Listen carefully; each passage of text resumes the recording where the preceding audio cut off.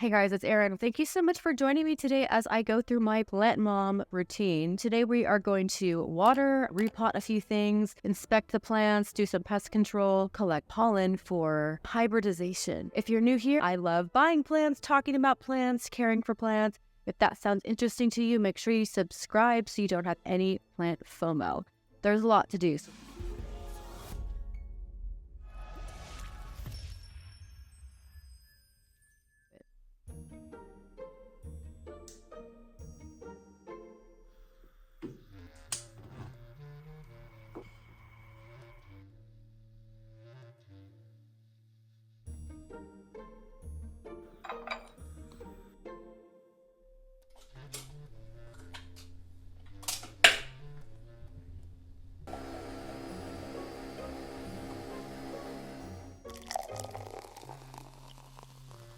Hey there, and welcome to my kitchen and my ugly late 90s, early 2000s brown granite countertops. I'm going to show you my watering routine, preparing some water and nutrients for this little plant oasis because it's Saturday self-care day and self-care is plant care. So let's get started.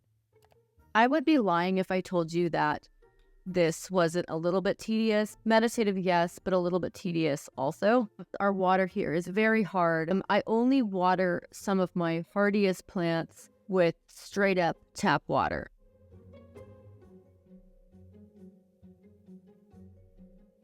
A regular Monstera is going to get tap water. The Azizi plant is going to get tap water. The Alocasia, the Anthurium, no, and the Precious Philodendron, they all get special filtered water from this Basic Bee pitcher that I got from Amazon. So I'm going to fill this up. Should I maybe get multiple pitchers? Yes. I usually have to fill this up a couple of times to make enough for my half-gallon watering can, and I still love it. It's still my favorite. And sometimes I'll do a gallon jug also. I'm gonna let this filter. When this starts to get really, really slow and the water will get cloudy, it's time to change your filter. In the meantime, what I'm gonna do is I'm gonna take my watering can and I'm gonna add my nutrients. So I like to use the Dynagrow Foliage Pro. It's now called Super Thrive. Same product. Sometimes I use the Aroid food from Rousseau plantcare. They're both really good. It's the same amount. It's a half a teaspoon for a half gallon of water or 1 teaspoon for a full gallon of water. Same thing for this. The plants love it constantly. They're constantly producing foliage. I would recommend that concentration if you ask me. Today we'll just use the Foliage Pro. I'm going to use the BTI drops. When you buy this online, it actually comes like this, but it comes in this container. And the reason is because all the instructions are on here that wouldn't fit on here. BTI, I always want to say BTS, but that's not what it is. So you can do a couple drops of this.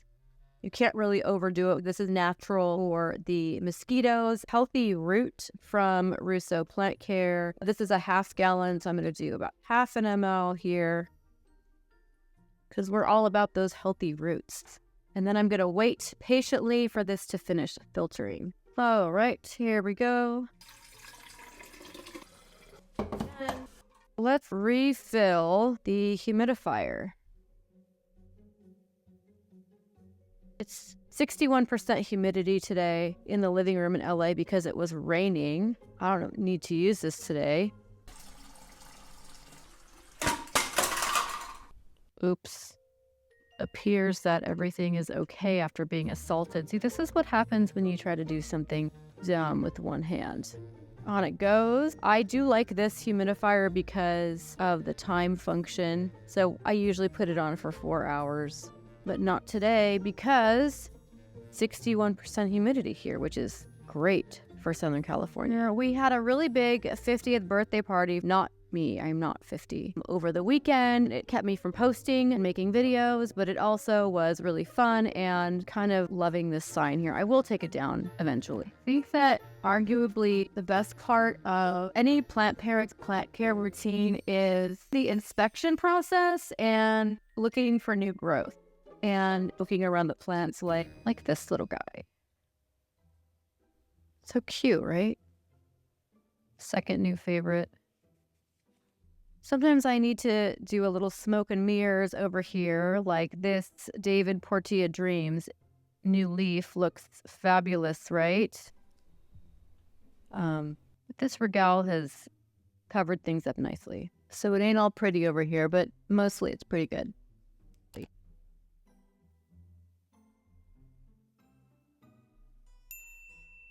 Anthurium crystallinum has gifted me some pollen. I'm going to harvest some with this paintbrush, and I'm just going to brush it onto the foil. You can keep collecting the pollen as the days go on. It's flaking into this foil here. And then when you have another inflow at a certain point in the lifespan of this inflorescence, this is the male phase here, which is second. The first phase is going to be the female phase, and the little droplets will appear for a brief moment, maybe a couple of days. That's your opportunity to rub some of the pollen onto the receptive inflow, and if you've done it correctly, it will turn into an infructescence, and you'll get the seeds, which you can later harvest. Really fascinating pollination process for Anthurium, which I have not mastered. I am a true novice, but it's a really fun process. So you could see there's some pollen. Label this so you know which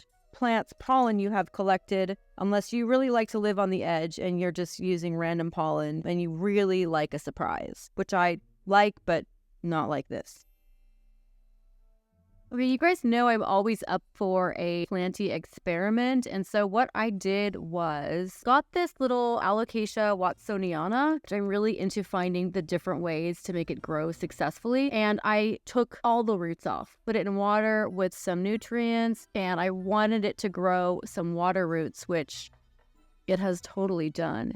The green is from the algae because it is getting a lot of sun. But I think I'm going to wait for this to grow a little bit more roots and then put it into pon or leca. This is not going to be a soil plant for me. I'm doing these wacky experiments so you don't have to if you're curious. This was a yes so far. The water is pretty disgusting looking and pretty sad, and we have a couple little friends in here, floating gnats, so I'm going to get rid of those, change out the water. The water is just barely covering the roots, so you don't want to put the water too high up in the stem or it will most surely rot.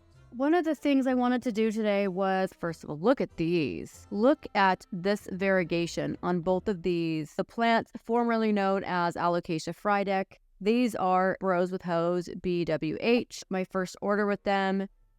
Stunning. What I am going to do is I'm going to put one in pon and one in stratum and see which does better. Right now, these are actually doing well, but I think it is because I am supplying this extra humidity. In the name of 50th birthday party fun, I'm going to use these wine cups that I had from the party. This is what they are going to live in their new respective substrate. So let's do that, shall we? We're back in the kitchen again because I have the pon and I've decided to rinse it because, as you may or may not know, pon unrinsed, aesthetically, it's just going to look muddy and sludgy, so I've decided to rinse it.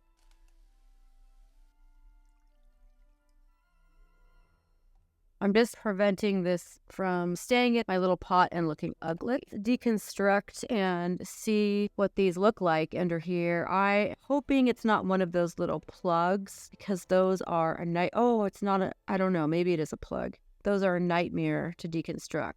Okay, I am not going to get every single shred of dirt from these. Oh, it is a little plug. This truly is like surgery. The plug has started to biodegrade a little bit, so it's coming away a little bit more easily.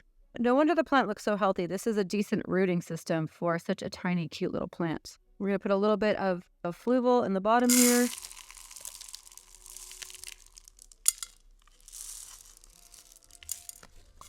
And plop our plant down.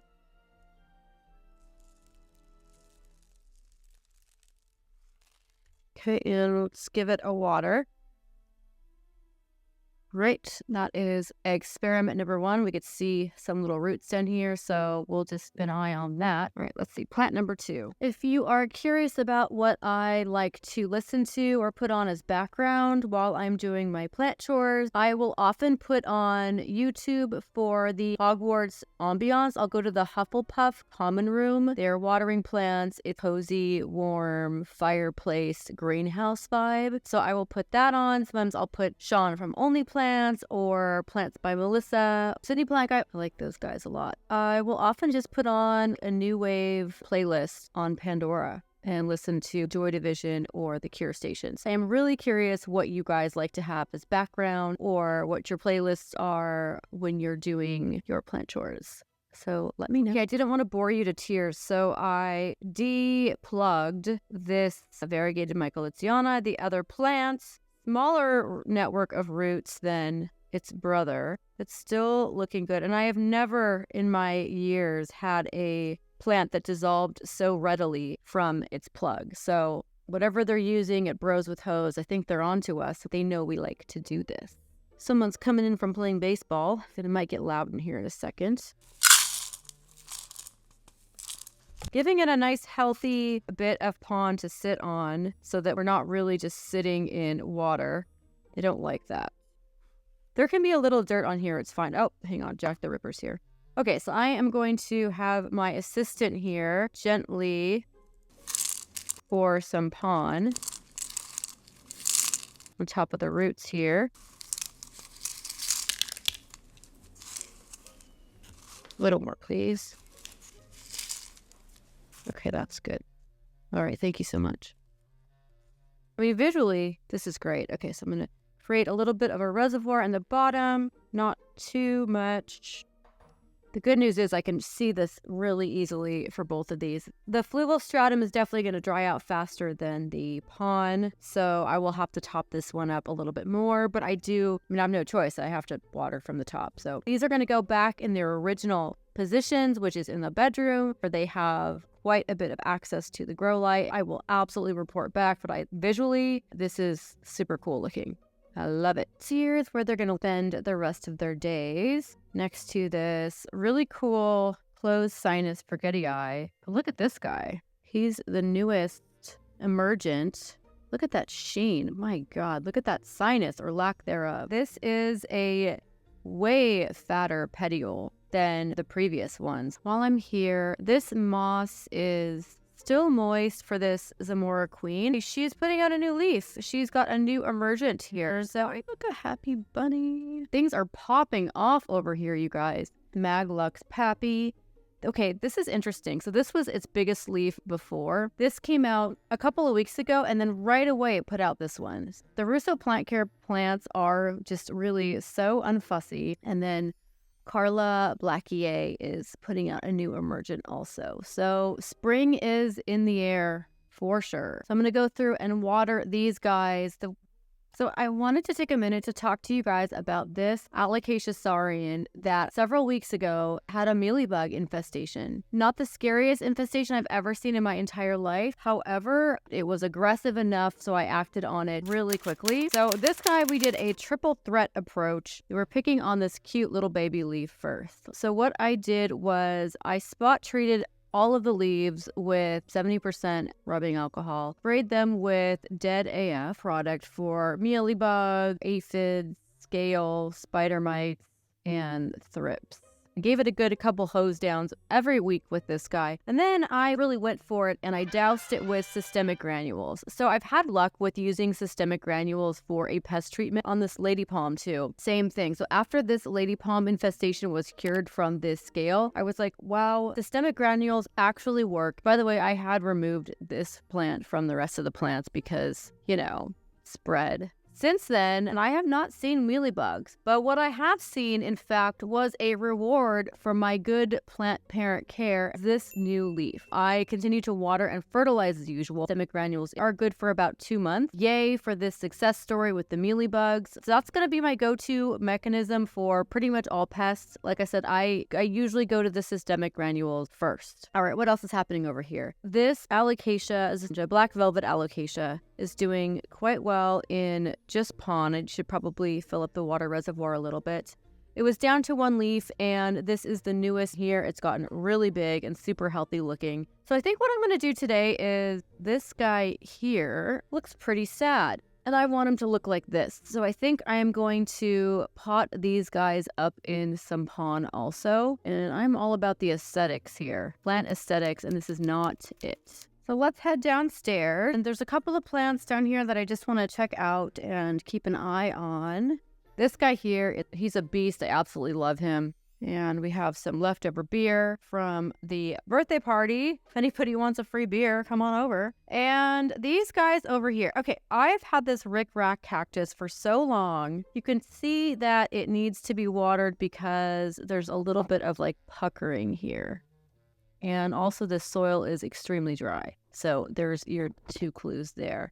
This string of pearls has been doing so well. It really took me a second to get my footing on this one. These look nice and plump. They are actually good. They're still a little bit damp, so not time to water this one. And then this gloriosum that I repotted, I do have a new leaf here. Pretty low maintenance down here in this corner. I did at one point gift of some very dear friends of mine a string of pearls, and there just wasn't enough light, and so the plant died. But I have had such a learning curve with this, and look at the only way this has done so well is because it's surrounded by windows. It gets so much bright indirect light, it's not even funny. I actually should probably hang this from the ceiling because I mean, look what's happened here, trailing on the floor. So, okay, next time we'll do that. So it was raining earlier today. I put this Monstera Thai Constellation outside because I wanted to give her a nice little wash off. She looks so pretty, but she has not pushed out any new leaves. And I suspect because when I up-potted her too large, and she's just taking her time filling out into this new pot. But she's being such a teenager, I just put her outside to give her some really great rainwater and a nice little bath, wash her leaves off, and then I'll put her back. But I'm thinking I might relocate this plant. I feel like I should be doing better with this one. I made an executive decision. Do you have some sort of businesswoman special? And I decided to put him right here in the corner. Not in like a bad way. I'm not punishing this plant, but I am putting it so he still gets access to the grow light, which, as you know, a Thai constellation needs lots of light to maintain that beautiful flashy variegation. So I put it on a little stand. Oh God, those cords. Hang on. Oof. Woof.